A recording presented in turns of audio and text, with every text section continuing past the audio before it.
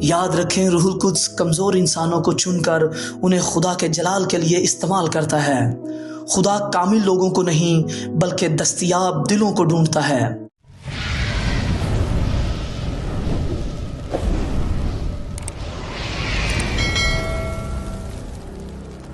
یسوع ناصری کے نام میں جو وعدوں اور باتوں میں سچا ثابت ہوا، آپ کی سلامتی ہو۔